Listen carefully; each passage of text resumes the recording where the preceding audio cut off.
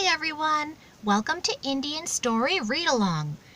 Today we're going to read something from one of my very old books. You can see it's so old, the cover is falling off. And the date there is March 1992. Back in the 90s and before then, there used to be a book series in South India and in North India also called Chandamama. Chandamama is a lot like Tinkle. They had all kinds of stories and books and puzzles and trivia from a long time ago, but they stopped making Chandamama, so some of us still have these books lying around. Now, I wanted to read one of the folk tales from Chandamama in this particular edition, and that is called That Too Needs Talent. So, Tangapan was a farmer of Takalay. Chelapan was his only son. He had all respect and affection for his father. However, he was a lazy fellow. He used to roam about and would not do any work, least of all on the farm to help his aging father. Tangapan was very sad about this. One day he called Chelapan and said, "Chelapa, my son, how long will you idle away your time like this? Can't you do some work? If you do some work now, it will stand in good stead when you grow up. That means you'll be working toward your future. Once I'm dead and gone, how will you manage your life? I therefore advise you to look after some work."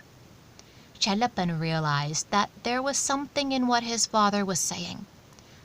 "Father, I'm ready to work, but do tell me what work shall I do?" Tangapan was very happy. "I think you can start working on our farm itself. A lot of birds and animals are destroying the crops. If you can scare them away, that will be good for the time being." The same day, Chelapan went to the farm and chased the birds and animals away. He did this the next day, and the next day, and the next day too. The job had by then become monotonous to him. That means he was doing the same thing over and over and he wasn't really achieving anything. He had to keep doing it. When he chased the birds from one end, they would go and settle on another side. He found himself running from one end to another, and some days there would be no end to his running. One day he felt tired and decided to rest for a while. It was then that an idea struck him. Suppose he were to imitate the voices of the birds and animals that were spoiling the crop? Slowly he learned to imitate their voices, those of the dogs, cats, cows, horses, sparrows, pigeons. When the animals and birds listened to him, they would respond with their cries and calls. Gradually he learned how to communicate with them. Soon he could also befriend them. That is a really special talent. Not everyone can do that. During the Navaratri festival, the zamindar of the nearby town used to ride around the place. Zamindars back then, they were wealthy, rich landowners, and they owned entire villages. One day, he was out in the streets when his horse began misbehaving. It ran fast. The zamindar could not control the animal at all. Ultimately, the horse and its rider reached Takalay. There you see, the horse is out of control. The villagers are around just kind of shouting. They don't know what to do. This guy, the zamindar, is holding on for dear life. The zamindar had caught hold of the horse by its neck for his life and was trying his best not to fall down.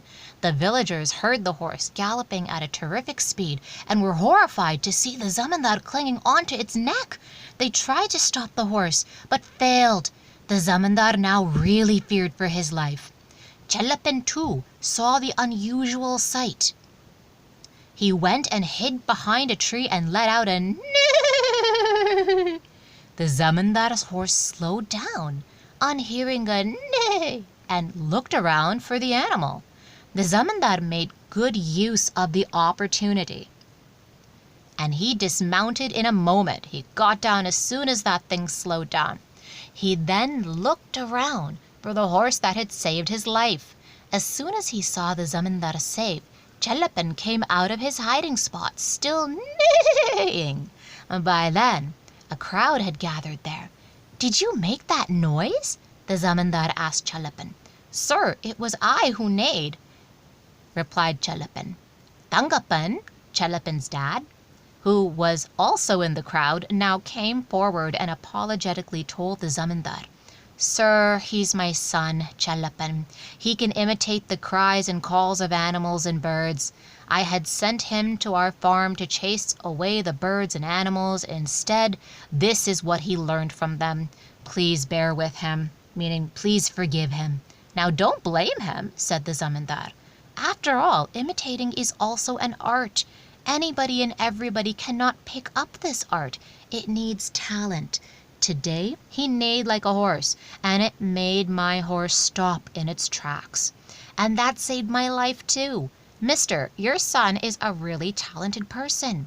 As he had saved my life, and in recognition of his talent, I'm gifting 10 acres of my land to you both." So that was a lot of land. Even today, 10 acres is a lot of land. So these two instantly became very rich because of Chalapan's talent, even though his dad thought that it wasn't anything. It really was worth something. The zamindar then embraced Chalapan. The villagers clapped and congratulated Chalapan. The zamindar turned to him. "Next year, I shall come riding on an elephant, and I would expect you to trumpet like an elephant." Chalapan nodded and bowed low to the zamindar. The end. So I hope you learned that all kinds of talents are very important. It's not that one is lesser or one is more. So if you're not good at one thing, don't worry about it. You'll be good at another thing. Everyone is good at something, even if it's just neighing like a horse. Thanks very much for joining us, and please don't forget to like and subscribe.